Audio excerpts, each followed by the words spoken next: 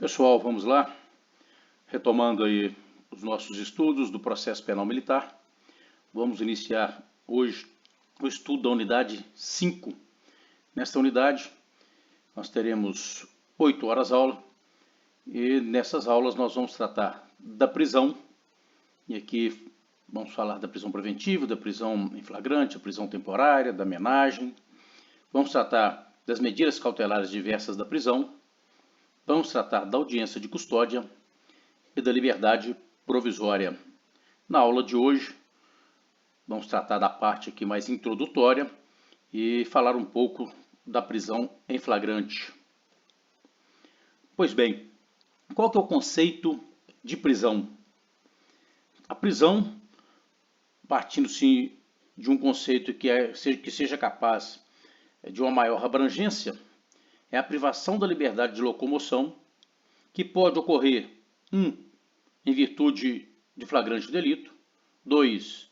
Em razão da existência de uma ordem escrita e fundamentada da autoridade judiciária competente, 3. Por ordem da autoridade de polícia judiciária militar, em razão de crime militar próprio, nós vamos discutir isso mais adiante, ou ainda em face da prática de transgressão disciplinar militar. Só uma observação aqui que no que diz respeito à transgressão disciplinar militar, com a última alteração legislativa que tivemos, só se aplica às Forças Armadas. Portanto, as polícias e corpos de bombeiros militares, elas não têm a previsão de prisão em razão da prática de transgressão disciplinar. Claro que isso ainda está sendo formatado por alguns estados, mas no nosso caso, em Minas Gerais, nós saímos do regulamento disciplinar, já em 2002, ingressamos numa nova era evolutiva, com o Código de Ética, suprimindo a prisão em razão da transgressão disciplinar. Ok? Portanto, este é o conceito. E quais os fundamentos? E quando eu trato aqui de fundamento, eu falo de substrato jurídico mesmo, que se assenta a prisão, ou o instituto da prisão. Primeiro, a nossa maior referência é a Constituição. Lá no seu artigo 5º, diz o seguinte, que ninguém será preso, senão em flagrante delito. Observe que a regra é que ninguém será preso. Se tiver de ser preso, que seja em flagrante delito, ou então por ordem escrita e fundamentada da autoridade judiciária competente. Bom, ninguém será preso se tiver de ser que seja em flagrante ou por ordem escrita de um juiz. E a própria Constituição excepciona, exceto nos casos de transgressão militar, que a prisão é determinada pela autoridade administrativa, pelo comandante, com poder disciplinar, e nós já excepcionamos aqui a questão das polícias e corpos de bombeiros militares, ou no caso de crime propriamente militar definidos em lei. Qual lei que define esses crimes propriamente militares? Única e exclusivamente o Código Penal Militar. Ok? Então, primeiro fundamento de ordem constitucional. Artigo 5º, inciso 61 da Constituição. No CPP, artigo 283. Ninguém poderá ser preso, senão em flagrante delito ou por ordem escrita e fundamentada da autoridade judiciária competente, em decorrência de prisão cautelar ou em virtude de condenação criminal transitada em julgado. Nós não vamos estudar a prisão que advém de condenação criminal transitada em julgado. O nosso foco são as medidas cautelares de natureza pessoal. Portanto, a prisão que nós estamos estudando é a prisão de natureza cautelar. Mas vejam bem, no CPPM, o artigo 221, ninguém será preso senão em flagrante delito, tal qual previsto na Constituição e também no CPP, ou por ordem escrita de autoridade competente. Vejam que a Constituição trata ordem escrita de autoridade judiciária competente. Quando nós vamos para o CPP, o 283, ordem escrita e fundamentada de autoridade judiciária competente. No CPPM, não traz a palavra judiciária. Ninguém será preso, senão em flagrante ou por ordem escrita da autoridade competente. Que autoridade competente é essa que difere daquela prevista no 283 do CPP.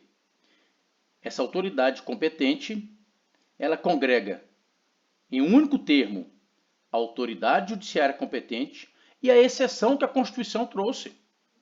Portanto, a autoridade competente aqui é o juiz ou a autoridade de polícia judiciária militar nos casos de crimes militares próprios. Ok? Importante essa distinção, tá? Importante compreender isso aí para a nossa prova. Pois bem, e as espécies de prisão que nós temos? Nós temos no direito brasileiro 3 espécies de prisão. Primeira delas, a prisão extrapenal, que é a prisão civil, a prisão de fim de transgressão disciplinar, não é o nosso objeto de estudo. Nós temos uma prisão penal, que é aquela que advém de sentença penal condenatória transitada em julgado, também não é o nosso objeto de estudo. E temos a prisão provisória, que é a prisão cautelar, a prisão processual. Prisão que nos temos do artigo 220 do CPPM é aquela que ocorre durante o inquérito, ou seja, durante a investigação, ou no curso do processo, antes da condenação definitiva. Nós estamos tratando de quais prisões? Da prisão em flagrante, da prisão preventiva, da prisão temporária e da prisão do artigo 18 do CPPM. O nosso foco, portanto, de estudo e de trabalho será exatamente em cima da prisão em flagrante, preventiva, temporária e do artigo 18 do CPPM. Mas antes de avançarmos para o nosso próximo ponto aqui, eu trago para vocês algumas informações disponibilizadas pelo CNJ relacionadas ao número de presos e de unidades prisionais no Brasil. Vejam bem, já que estamos tratando de prisão. Nós temos no Brasil, segundo o CNJ, 874.210 presos. Destes, nós temos presos provisórios, 387.700. E presos condenados, 482.729. Então, 387.708 presos provisórios e 482.729 presos definitivos. Nós temos no Brasil hoje 354.199 mandados de prisão em aberto. Vejam bem, se nós somarmos aqui os presos que nós temos, 874.210, mais os 354.199, nós vamos passar de 1 milhão de presos. E vejam bem, nós temos 2.786 unidades prisionais espalhadas Brasil afora. Estas unidades têm capacidade para 436.205 presos. Então, 2.786 unidades que são capazes de abrigar 436.205 presos. Portanto, se nós pegarmos o total de presos que temos, deixando de lado os mandados em aberto, e a capacidade do sistema prisional, nós temos hoje no Brasil um déficit de 438 mil vagas. Quando que o país vai conseguir superar isso em termos de construção de unidades prisionais? Impossível definir quando que essa situação pode ser resolvida. É uma unidade prisional, hoje com capacidade aí para 300, 400, 500 presos, é uma unidade muito cara. A manutenção dessa unidade também é cara. Não basta construir a unidade prisional. É preciso aparelhar essa unidade. Então você precisa de uma estrutura de saúde, você precisa de tecnologia de segurança, como o Borescan, você precisa de um CFTV, você precisa de uma estrutura de energia, de água, e você precisa principalmente do material humano. Você precisa de alguém para cuidar desses presos. Portanto, o custo é muito alto. Pois bem, superado esses números, que deixo para vocês aí como reflexão, é importante a gente compreender que a regra é a liberdade. E tem de ser a liberdade. Nós temos que partir do princípio que a maioria das pessoas estão em liberdade. E que as pessoas devem estar em liberdade. A exceção, portanto, é a prisão. Vejam bem, a Constituição diz que ninguém será preso, portanto é a regra. Mas se tiver de ser preso, portanto, a exceção é a prisão, que seja a prisão penal. Ou seja, uma prisão que já superou a fase pré-processual, ou seja, a fase da investigação, uma prisão que superou a fase da instrução criminal, ou seja, já tem uma sentença penal, e uma prisão que já superou todas as fases possíveis de recursos, todos os graus de recurso. Portanto, a regra, dentro de uma exceção que é a prisão, deve ser a prisão penal. Aqui é a certeza de que realmente essa pessoa que está acautelada, está presa, de fato praticou o fato típico, antijurídico e culpável. A exceção, dentro da exceção que é a prisão, estão compreendendo essa lógica? É a prisão provisória. Portanto, eu tenho a liberdade como regra, com fundamento na própria Constituição. Eu tenho a prisão como exceção. E dentro dessa exceção que é a prisão, eu tenho a prisão penal, aquela que advém da sentença penal condenatória transitada em julgado, como regra. E tenho a prisão provisória como exceção. O nosso foco, portanto, de estudo é a exceção dentro da exceção que é a prisão provisória. E dentro dessa prisão provisória, nós vamos falar primeiro do mandado de prisão, trazer algumas informações gerais, para na sequência falarmos da prisão em flagrante. O mandado de prisão, nós vamos encontrar alguns elementos para caracterizar esse mandado de prisão e o momento de se cumprir essa prisão. Artigo 283, parágrafo 2º do CPP. Olha que interessante. A prisão poderá ser efetuada em qualquer dia. Então, momento da prisão. A prisão poderá ser efetuada em qualquer dia e a qualquer hora. E eu destaco para vocês, respeitar as restrições. Então, existem restrições da prisão. Uma preocupação maior com o mandado, vocês vão entender por quê, mas também com a prisão em flagrante. As restrições relativas à inviolabilidade do domicílio. Quando nós vamos lá para o CPPM, a prisão poderá ser efetuada em qualquer dia, em qualquer hora, respeitar as garantias relativas à inviolabilidade do domicílio. E quando nós tratamos de inviolabilidade do domicílio, é importante a gente fazer algumas distinções. Bom, vamos falar primeiro aqui da prisão em flagrante. Respeitar as restrições, respeitar as garantias.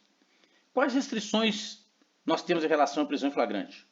Essa pode ser executada em qualquer horário, dia ou noite. Mas que restrições e que garantias são essas? Eu preciso compreender o que é flagrante. Se aquele momento, aquela conduta não se amoldar ao artigo 302 do CPP ou 244 do CPPM, eu não tenho flagrante. Portanto, eu preciso respeitar também essas restrições. Eu não posso prender esse indivíduo dentro da residência se ele não estiver em flagrante. E as situações que demonstram ou que permitem atuar em flagrante são aquelas do 244 do CPPM e 302 do CPP.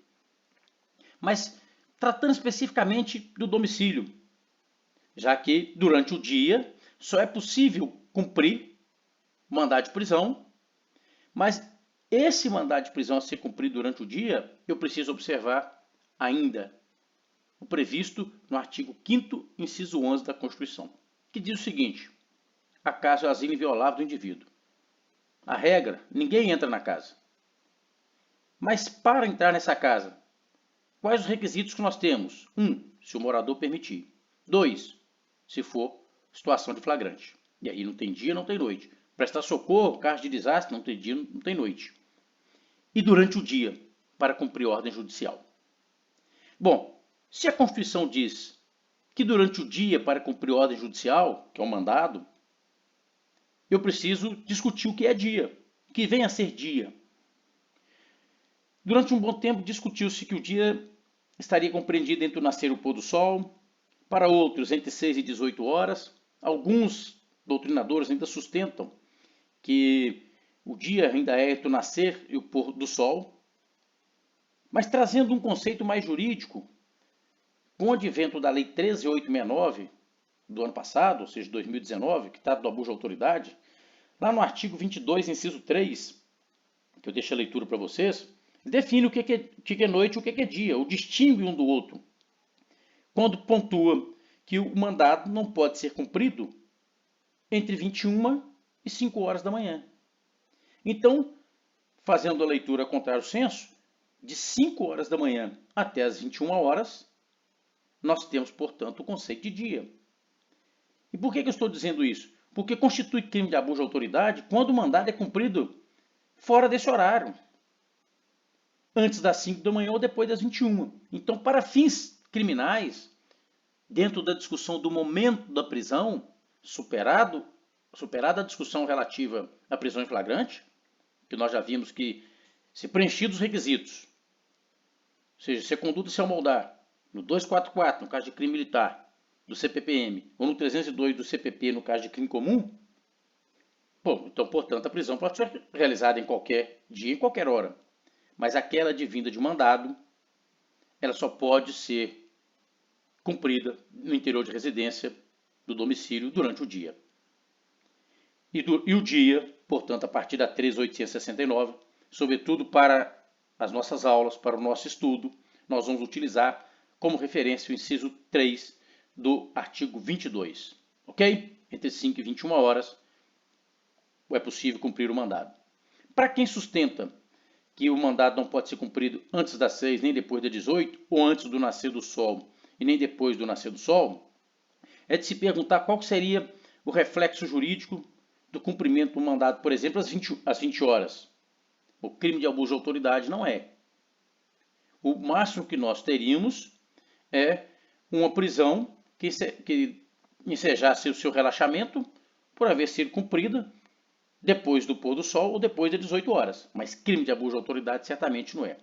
Por isso, eu prefiro me filiar à corrente que entende que o dia, a partir dessa alteração legislativa, está compreendido entre 5 e 21 horas para fins do cumprimento do mandado de prisão. E aí eu faço uma pergunta para vocês. Quando nós tratamos daquela prisão do artigo 18, que vamos discutir mais adiante, de forma mais detalhada, eu pergunto, é possível, dentro dessa discussão do momento da prisão, cumprir a ordem de prisão fundamentada no artigo 18 do CPPM no interior de residência? Vejam bem, que o artigo 5º, inciso 11 da Constituição diz que, dentre as exceções, a regra, ou seja, a regra é que ninguém entra na casa, mas dentro das exceções existe uma possibilidade relacionada a cumprimento de ordem durante o dia por ordem judicial. E a prisão do artigo 18, ela não se sustenta em ordem judicial, pelo contrário, ela é uma prisão que ocorre nos casos de crimes propriamente militares por determinação da própria autoridade polícia judiciária militar. Portanto, gravem isso, não cabe o ingresso em residência, mesmo que durante o dia, para cumprir a prisão que se assenta no artigo 18 do CPPM. Qual motivo? Artigo 5º, inciso 11 da Constituição. Só posso entrar durante o dia para cumprir o mandado, uma ordem de prisão, se esta for expedida pela autoridade judiciária competente. Ok? Vamos, portanto, mais adiante. Superado o momento da prisão, nós temos que compreender que algumas pessoas, em razão da função que exercem, elas são imunes a essa prisão de natureza cautelar. A primeira delas, o presidente da República. Está lá na nossa Constituição, parágrafo 3º do artigo 86. O presidente só pode ser preso após a sentença penal condenatória das infrações comuns. Fora isso, o presidente da República não está sujeito à prisão, ok? Nenhuma espécie de prisão. Os integrantes da carreira diplomática. Os diplomatas de outros países, né? O pessoal do consulado, representantes de governos e de estados estrangeiros, eles não podem ser presos, eles têm imunidade prisional. Qual que é o fundamento? A Convenção de Viena, de 1964, que foi absolvida pelo direito brasileiro. E a razão é porque eles têm o direito de responder no país de origem pela infração que praticaram no Brasil. Bom, se tem o direito de responder criminalmente no seu país de origem, não justifica uma medida cautelar de natureza pessoal, a prisão, que tem por fim viabilizar a investigação, no caso da prisão temporária. No caso da prisão preventiva, dentro dos seus requisitos, vamos pegar um dos requisitos aqui, garantia da ordem pública, garantia da aplicação da lei penal. Mas qual lei penal se ela não será aplicada?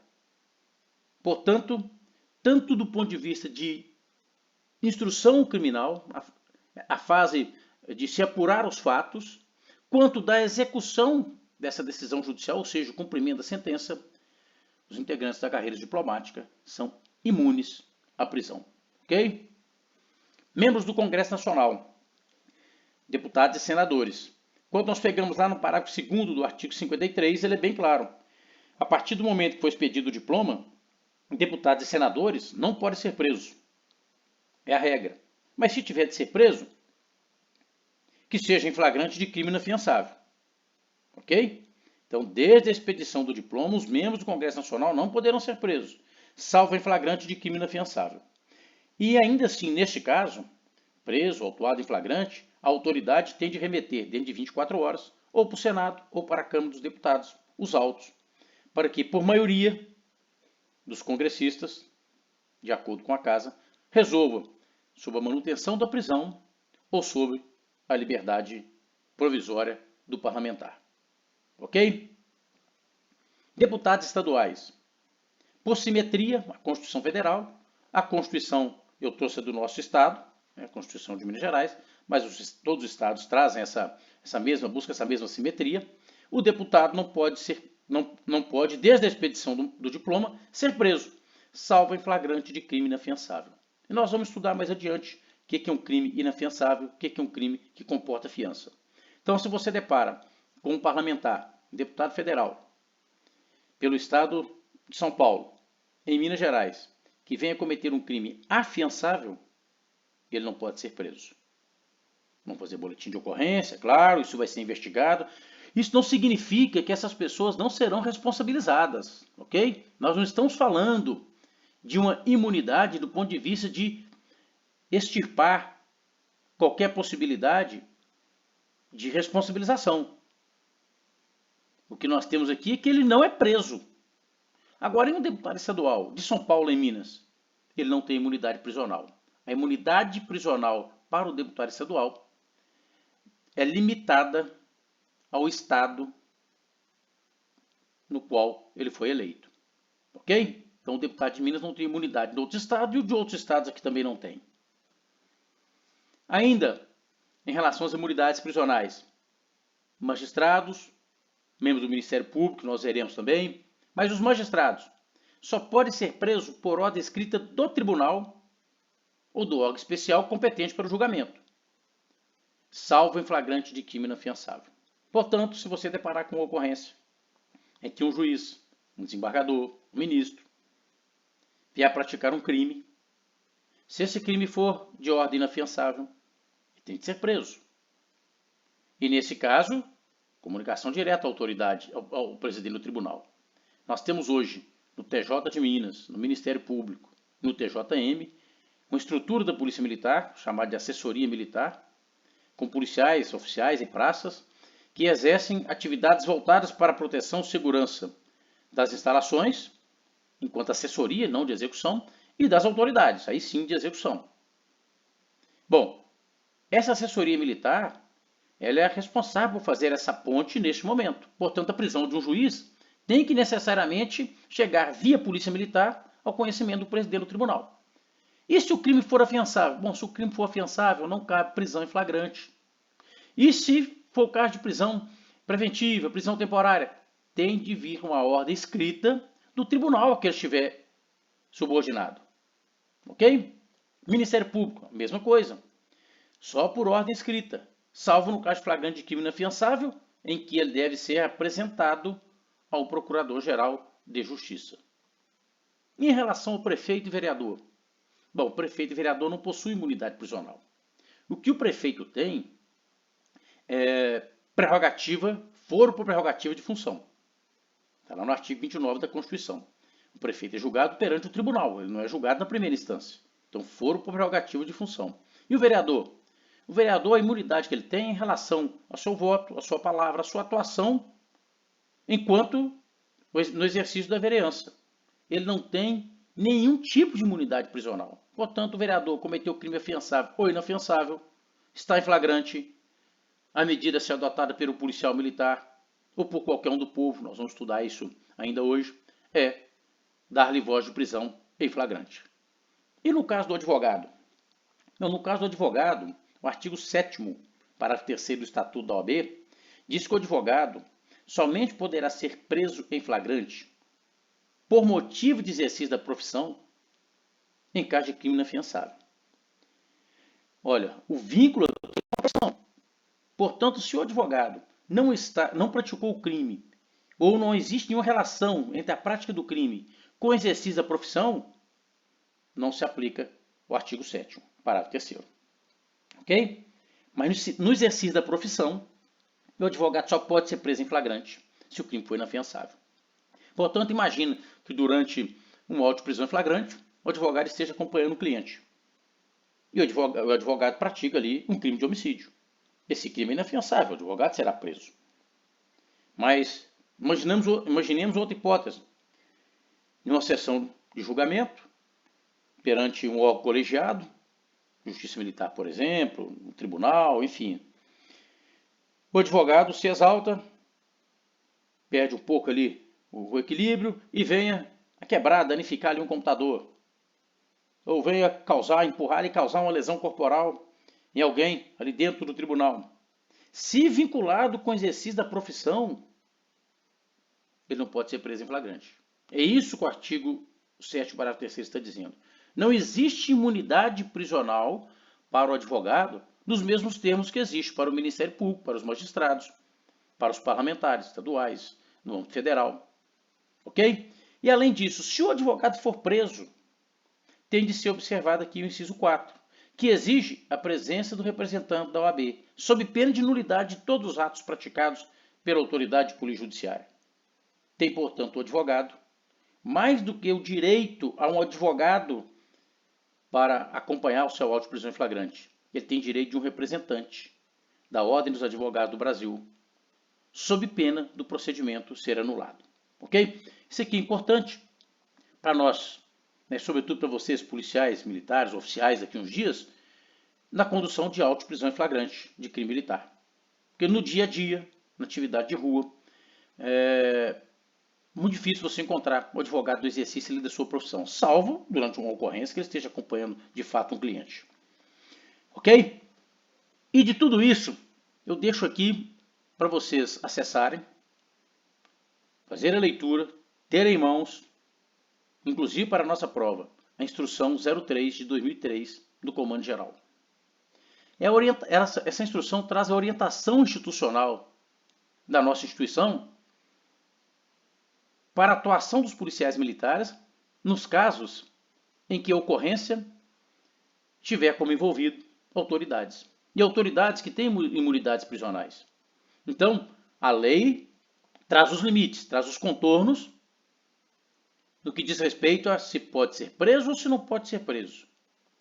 A instrução 03, ela é procedimental. Ela traz uma série de orientações exaradas pelo comando da instituição e que deve ser observado por todos os policiais militares. O oficial precisa compreender essas limitações, porque toda ocorrência que envolva uma dessas autoridades que nós trabalhamos aqui, a presença do oficial é necessária. Não justifica uma ocorrência envolvendo um magistrado que o oficial não comparece ao local. Não justifica uma ocorrência envolvendo um membro do Ministério Público que o oficial não compareça ao local. Uma ocorrência que envolva um advogado no exercício da profissão, preso, que o oficial não compareça ao local, um deputado estadual, um senador, um prefeito, um vereador, enfim, se envolve a autoridade, é necessária a presença do oficial. E quando o oficial comparece ao local, ele precisa ter conhecimento para direcionar os passos dessa ocorrência. Ok? Compreendido essa parte? Muito importante também para nós. Cumprimento do mandado de prisão.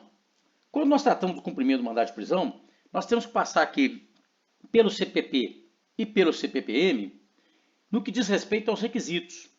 Porque é preciso que a gente saiba os requisitos do mandado, até mesmo para ver se esse mandado me dá suporte para de fato cumpri-lo.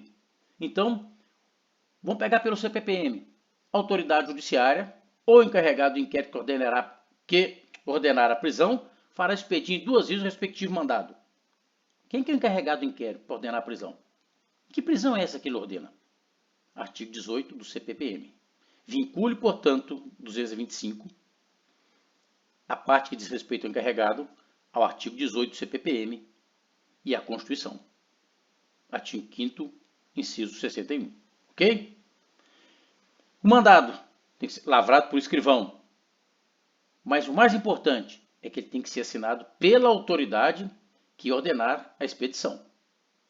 Se não é crime propriamente militar, se não é no curso do inquérito, só o juiz pode expedir o mandado.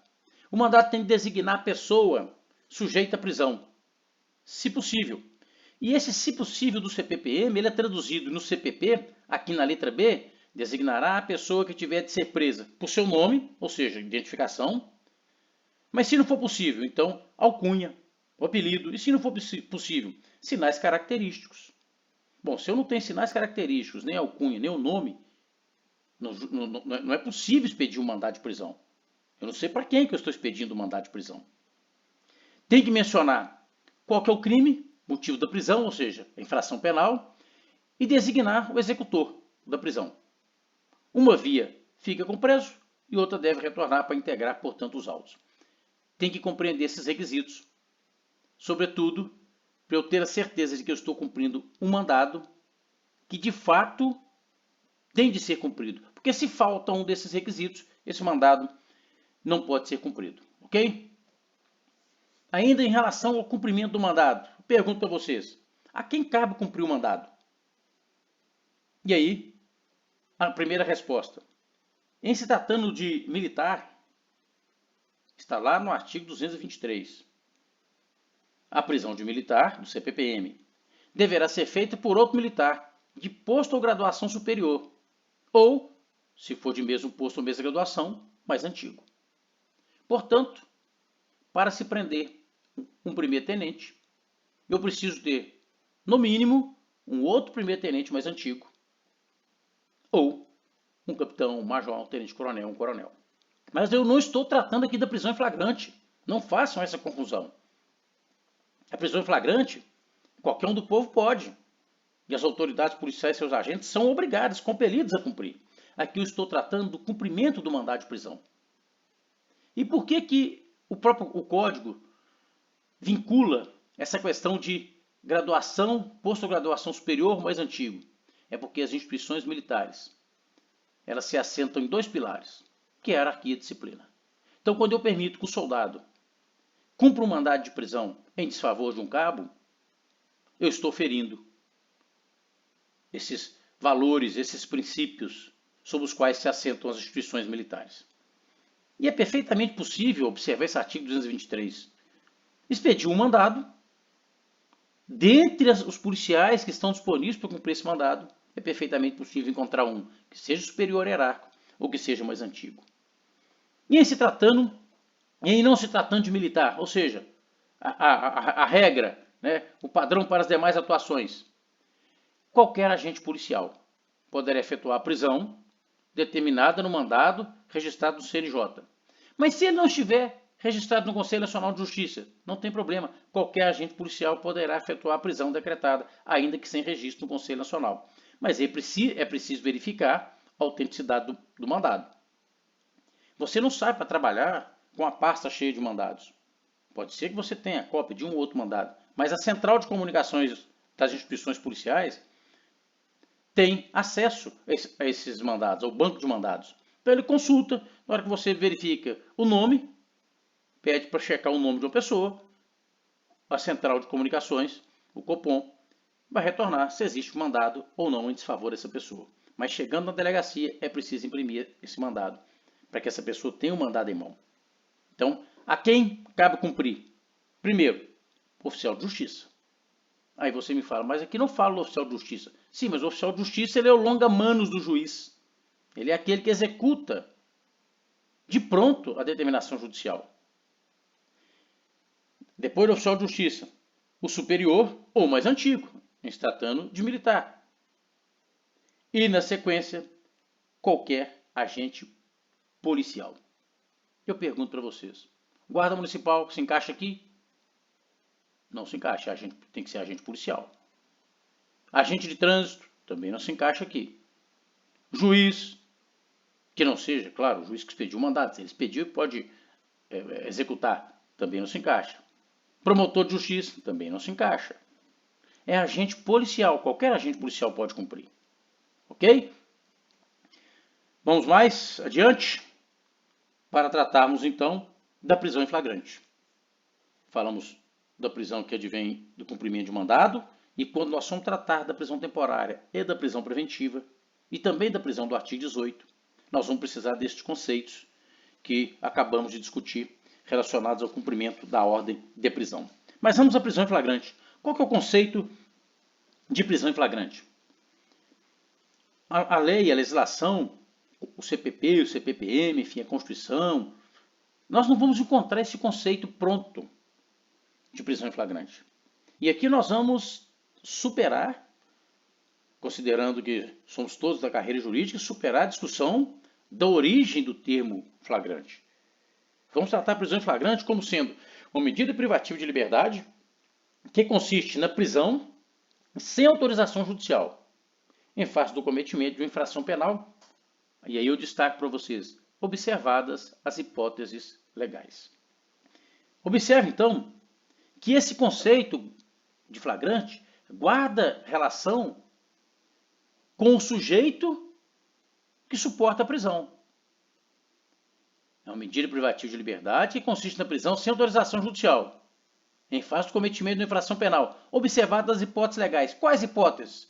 Hipóteses vinculadas a quem suporta a prisão.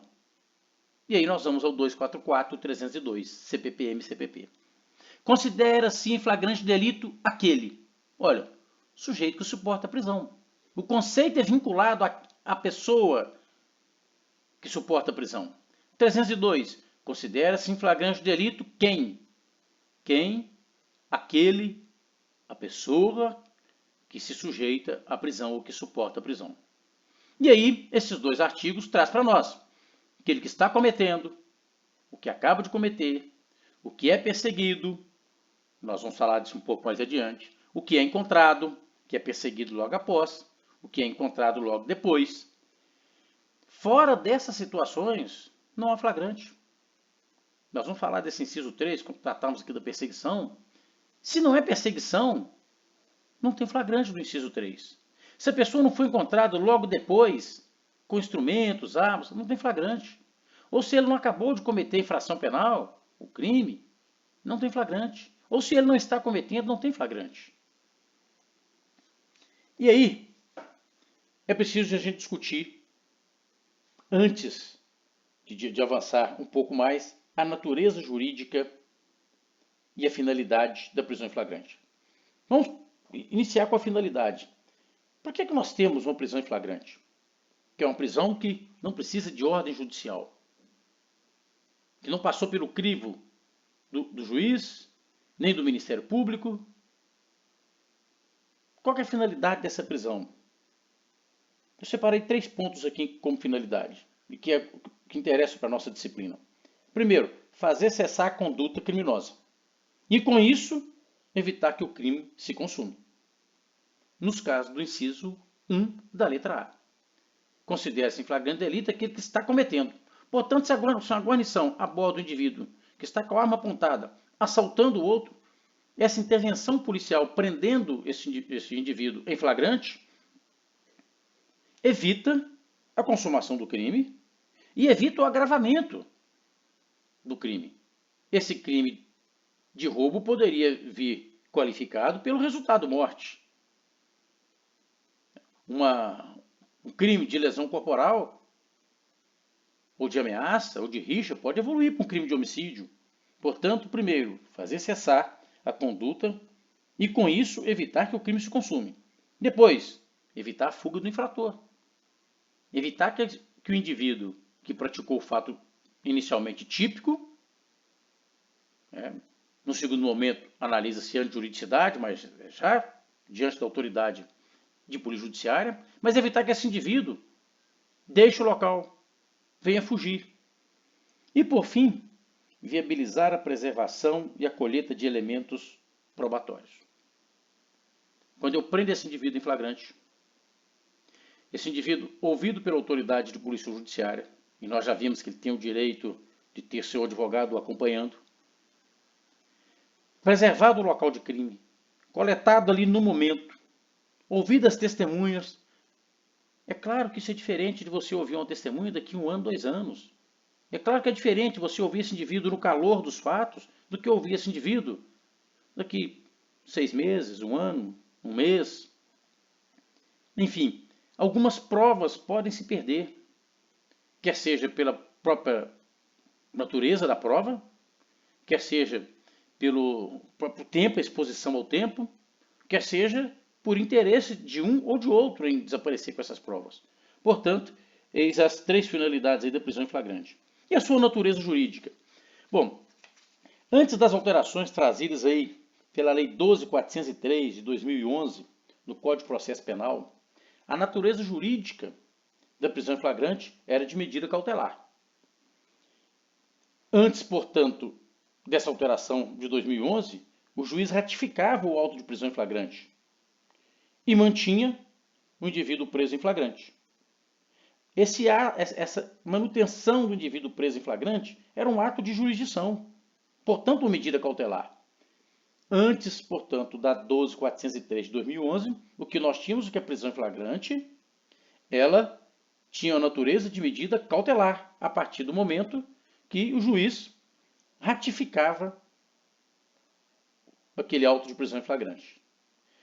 Depois dessa alteração de 2011, no CPP, a prisão em flagrante ela não mais subsiste em juízo. Por que ela não subsiste em juízo? Porque nos termos do artigo 310, caso haja necessidade da manutenção da prisão, o juiz deverá convertê-la. Ou seja, converter a prisão em flagrante em prisão preventiva. E convertendo a prisão em flagrante em prisão preventiva, fica muito claro que a prisão em flagrante ela não subsiste à análise judicial. O que nós temos é a prisão preventiva. Então, a prisão preventiva é a medida cautelar. A prisão em flagrante, portanto, a partir de 2011, passa a ter a natureza jurídica de pré-cautelar. É uma medida pré-cautelar, porque a medida cautelar, que é aquela que só pode ser determinada por quem tem um poder geral de cautela, o juiz, ela vai ocorrer a partir da análise do auto de prisão em flagrante, se houver necessidade da manutenção da segregação com prisão preventiva. E em se tratando de crime militar? Olha só, o artigo 251 do CPP-M, parágrafo único, ele diz que lavrado do auto de prisão em flagrante, o preso passa a vincular-se ao juiz. Não houve no CPP-M a alteração que ocorreu em 2011 no CPP. E nós já discutimos isso. Uma falta de atenção que a gente observa do legislador para com o Código de Processo Penal Militar e para com o Código Penal Militar. Muitas das alterações que ocorrem no Código de Processo Penal deveriam sim também ocorrer no Código de Processo Penal Militar, mas não ocorrem. O que a Justiça Militar faz? Por força do artigo 3º-A, ela aplica, já desde o momento em que a Justiça Comum, ou seja, desde o momento que foi alterado o CPP, passou a aplicar os institutos do artigo 310 do CPP. Portanto, preso em flagrante, nós vamos falar de audiência de custódia mais adiante, mas à vista dos autos, ou na própria audiência de custódia, cabe ao juiz fazer o juízo de legalidade, lá do 310. Verificar se a prisão é legal ou se é ilegal. Se ela for ilegal, ele tem, portanto, que relaxar essa prisão. Ele tem que verificar se é caso de prisão preventiva. Mas antes ele tem que verificar se não cabe uma medida cautelar diversa da prisão. Se não couber medida cautelar diversa da prisão, não for o caso de liberdade provisória, com ou sem fiança. No caso de crime militar, são todos inafiançáveis.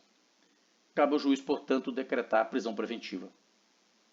Então, também na Justiça Militar, também em se tratando de crime militar, a prisão em flagrante não tem mais a natureza de cautelar, de medida cautelar. A prisão em flagrante ela tem uma natureza de medida pré-cautelar. Ok? Não esqueçam isso e não confundam isso aí. Pois bem, espécies de prisão em flagrante. O primeiro deles, que vocês já conhecem certamente, vamos apenas falar um pouco sobre cada um aqui, relembrando esses conceitos. Flagrante próprio, também chamado de flagrante perfeito, flagrante real, é aquele que o indivíduo está cometendo ou acaba de cometer. É a essência do flagrante. É o flagrante mais robusto que temos. O indivíduo está desferindo os golpes de faca. Ele está cometendo. E a guarnição chega, intervém, parado, polícia, mão na cabeça e tal, aquela história toda. Cessou a conduta criminosa, evitou a fuga, preservou provas, evitou que o crime se consumasse. Nesse caso concreto, preservou a vida e a integridade física daquela vítima. Então, flagrante próprio, também chamado de perfeito e real. Flagrante impróprio, também chamado de imperfeito ou de quase flagrante. Esse aqui, o indivíduo é perseguido logo após a prática do fato delituoso, em situação que permita inferir ser ele o autor desse crime. A discussão que nós temos aqui é no conceito de logo após, do inciso 3, para o conceito de logo depois do inciso 4. Esse logo após aqui, segundo a doutrina, é um tempo mais reduzido, que vai, por exemplo, do acionamento da polícia, a chegada da polícia no local de crime, coletou as informações, iniciou a perseguição. O que eu destaco para vocês no flagrante impróprio? A palavra perseguido. Não existe que foi preso durante o rastreamento. Não existe que foi preso durante acompanhamento visual. A prisão em flagrante, com fundamento, no inciso 3, ou seja, inciso 1, está cometendo ou acaba de cometer, mas no inciso 3, você tem que deixar claro no seu boletim de ocorrência que ela ocorreu em razão da perseguição. E nós vamos estudar perseguição mais adiante. O que é perseguição para fins do direito processual penal. Portanto, não se esqueçam, a prisão, no que diz respeito ao flagrante impróprio, ela advém de uma perseguição, que pode ser perseguição policial, pode ser qualquer um do povo, como veremos mais adiante. Quando nós vamos para o flagrante presumido, ou ficto, ou flagrante assimilado, esse aí, o indivíduo é encontrado logo depois. Esse logo depois é que a doutrina entende como sendo a maior elasticidade. Mas, na verdade, a distinção importante que nós temos é que no flagrante impróprio, o indivíduo é perseguido. No flagrante impróprio, no flagrante presumido, melhor dizendo, impróprio, ele é perseguido. No presumido, não se exige a perseguição. Então, imagine a seguinte situação. O indivíduo agrediu o outro com facada. Deu-lhe umas 2 facadas, enfim. E fugiu. A guarnição chega no local, pega as informações, olha uma câmera, pela vestimenta, pelas características, inicia a perseguição. Então, esse fato aconteceu no bairro A, no centro de Belo Horizonte, por exemplo. E a guarnição está fazendo a perseguição ali no bairro Centro. Só que passou essas informações na rede rádio e uma outra guarnição que está na Avenida Antônio Carlos, por exemplo, fazendo uma operação, abordando um veículo, depara com o indivíduo com as mesmas características. E prende esse indivíduo, ele está ali com a faca está suja de sangue, a roupa coincide. Esse indivíduo não estava sendo perseguido por essa guarnição, mas ele foi encontrado. A perseguição continua, conforme as informações que a primeira guarnição obteve. Aqui o que nós temos é que o indivíduo foi encontrado. Aliás, pode ocorrer daquela guarnição que esteve no local de ocorrência, ter iniciado a perseguição e já ter encerrado a perseguição, retornou ao local dos fatos, talvez já tenha até registrado a ocorrência. Horas depois, uma outra guarnição encontra esse indivíduo. Tem uma maior elasticidade. É claro que nós não podemos ter uma elasticidade tamanha que daqui a pouco 2 dias, 3 dias, não é disso que a lei está dizendo. Mas, por outro lado, também não existe essa lógica das 24 horas, como ainda se ouve algumas pessoas dizer. A prisão em flagrante não guarda relação com esse tempo. Ela guarda relação com o que está cometendo, acaba de cometer, é perseguido ou é encontrado. Ok? E aí vamos ao flagrante compulsório e flagrante facultativo. Está lá no 301 do CPP e no 243 do CPPM. O flagrante facultativo, leitura do 301 e do 243, qualquer um do povo pode. As autoridades policiais, ou seja, vocês são obrigados, compelidos a prender quem estiver em flagrante. Qualquer um do povo pode prender. Flagrante facultativo. As autoridades policiais e seus agentes são obrigados a prender. E quem não é autoridade policial? Não é obrigado a prender. Ok? E se qualquer um do povo efetuou prisão? Então, você chega no local de ocorrência em que um cidadão falou, eu prendi esse indivíduo aqui que ele estava cometendo um crime de roubo.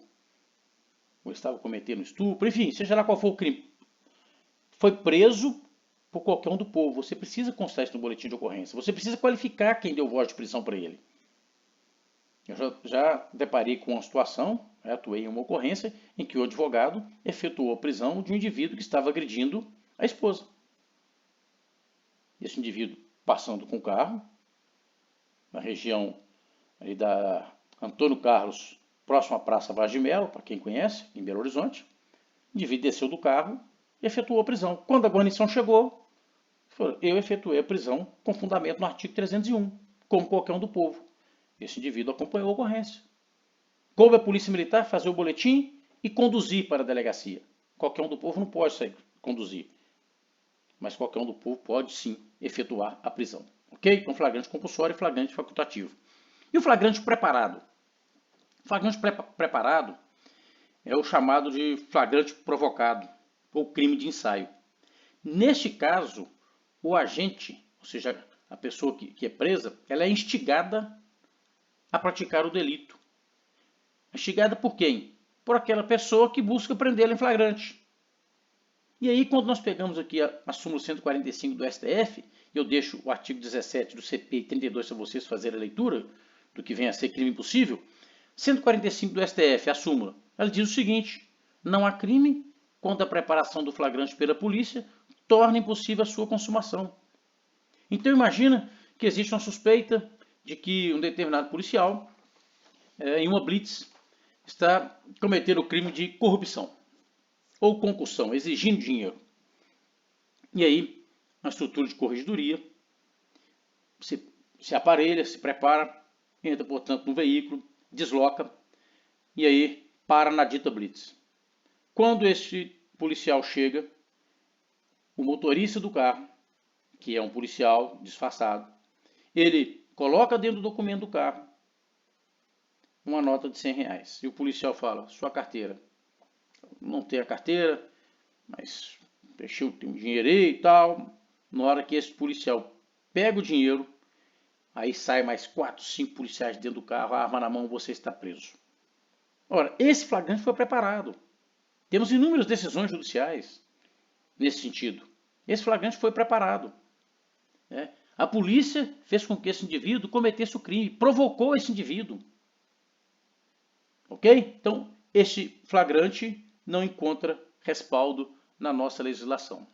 Por outro lado, o flagrante esperado é aquele em que a polícia aguarda o momento do cometimento do delito. É claro que não se aplica a qualquer delito, mas a polícia aguarda o momento. Não existe, nesse caso aqui, induzimento ou instigação, nem qualquer tipo de provocação. O que a polícia faz aqui, portanto, é valendo-se de investigação ou de informações no sentido de aguardar o momento do cometimento do delito para efetuar a prisão. Então, muito comum em crime contra o patrimônio, furto de veículos, enfim, crimes que não vão ensejar, claro, uma lesão ou um risco para a integridade física, quer seja em termos de lesão ou de morte. Você não vai esperar. Você fica sabendo que o indivíduo está armado e que vai matar o outro. Você não vai esperar ele efetuar o disparo. Não é isso que nós estamos discutindo. o flagrante esperado, ele não se confunde com flagrante provocado, preparado. E eu trago duas decisões, temos inúmeras, trago as duas decisões aqui do STF. Não caracteriza flagrante preparado, e sim flagrante esperado, o fato de a polícia, tendo conhecimento prévio de que o delito estava prestes a ser cometido, surpreende o agente na prática da ação delitiva. Da mesma forma, crime impossível, não ocorrência no caso. Que o crime impossível não é o flagrante esperado. O crime impossível é o flagrante provocado, preparado. Então, não ocorrência de crime impossível. O fato, como descrito na denúncia, amolda-se ao que a doutrina e a jurisprudência têm denominado de flagrante esperado, dado que dele não se extrai que o paciente tenha sido provocado ou induzido à prática do crime. Ok? Então, tenho que distinguir o flagrante provocado do flagrante esperado. E o flagrante forjado? Bom, flagrante forjado, esse aqui é ilegal. É um flagrante que não se justifica. Por que o policial precisa forjar um flagrante? Nesse tipo de flagrante, o policial busca legitimar a prisão com provas de um crime que não existe. É um flagrante artificial, flagrante fabricado, flagrante urdido. As provas são criadas a fim de legitimar a prisão em flagrante. Cria-se provas para legitimar uma prisão de um crime que não existiu. Para alguns autores, o policial que forja essas provas para prender em flagrante comete o crime de abuso de autoridade previsto no artigo 9º, depois você faça uma leitura, da Lei 3.869 de 2019. Olha, eu discordo desse posicionamento. E por que discordo? Porque o artigo 9º da Lei de Abuso de Autoridade, ele refere-se a decretar a prisão. Quem decreta a prisão é o juiz. O policial não decreta a prisão de ninguém, exceto a autoridade de polícia judiciária militar nos crimes militares próprios, com fundamento na Constituição e no artigo 18 do CPPM. Fora isso, o policial que está no exercício da atividade de polícia ostensiva e de preservação da ordem pública, ele não decreta a prisão. Ele prende em flagrante. Ele cumpre uma ordem advinda de uma autoridade que já decretou a prisão. Qual o crime, portanto, que o policial comete quando ele forja as provas para prender alguém em flagrante? Tenho para mim que ele comete o crime de denunciação caluniosa, previsto no CP 339 e no CPPM no 343. Desde que, de fato, a conduta se amolde ali. Desde que, a partir desse flagrante forjado, dessa droga colocada no carro, dessa arma colocada no carro, dessa droga colocada na casa ou no bolso, dê ensejo ao inquérito ou um processo. Aí nós teremos o 343 ou o 339, conforme o caso. Mas mais do que isso, quando o policial forja um flagrante, portanto, quando ele coloca ali uma arma dentro de um carro, para dizer que essa pessoa estava armada, ele tem que fazer um boletim de ocorrência.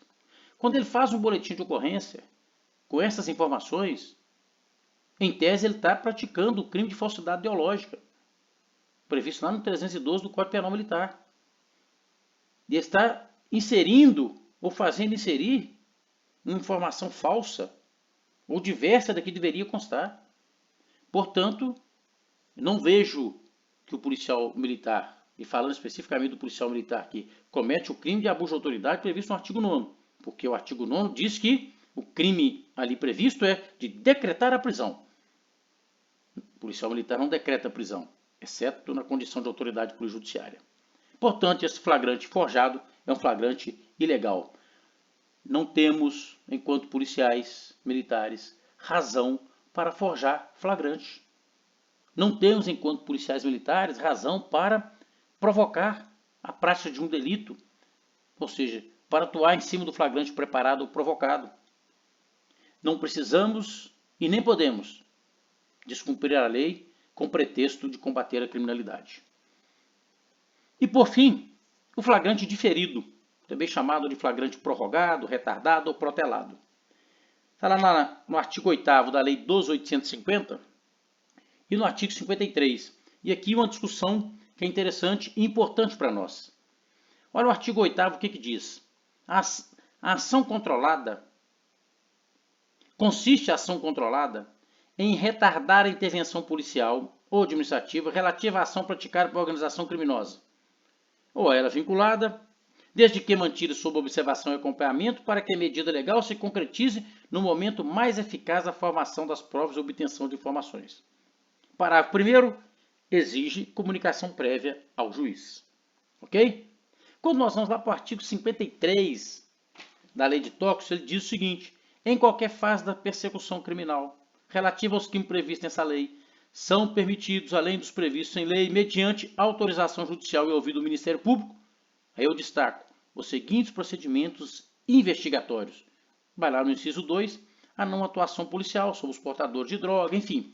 Depois você acessa melhor essa leitura do inciso 2. O que eu quero deixar claro para vocês aqui? Que diferente do flagrante esperado, em que a atuação policial militar é perfeitamente cabível, claro, do flagrante próprio, do flagrante impróprio, do flagrante presumido, perfeitamente, flagrante compulsório, ok. O flagrante diferido, o prorrogado, o retardado, ele só se aplica no curso de investigações. Não dá para o policial militar que está em patrulhamento aguardar o melhor momento. Eu não vou prender esse indivíduo que está com tablete de maconha hoje, não. Vou esperar o melhor momento porque eu tenho para mim que amanhã ou depois ele pode aparecer com 10 tabletes de maconha, portanto vou aguardar o melhor momento. Não é isso que o artigo 8º, em tratando de organização criminosa, nem o artigo 53, em se tratando de lei de drogas, de tóxicos, está dizendo. Mas enquanto polícia judiciária militar, e assim que vocês concluírem o curso, forem declarados aspirantes promovidos a segundo-tenente, estarão à frente de investigações relacionadas a crimes militares. Sim, você pode se valer do flagrante diferido. Mas observe que eu preciso comunicar ao juiz ou eu preciso de autorização do juiz. E só ocorre no curso das investigações. Não se esqueçam esse conceito e essas observações relativas ao flagrante diferido. Pois bem, encerramos, portanto, essa nossa primeira parte da aula. No nosso próximo encontro, nós vamos continuar falando da prisão em flagrante e vamos tratar aí, em especial, do auto de prisão em flagrante e de algumas questões procedimentais. Participe, portanto, dos nossos fóruns, tire as suas dúvidas e até o nosso próximo encontro.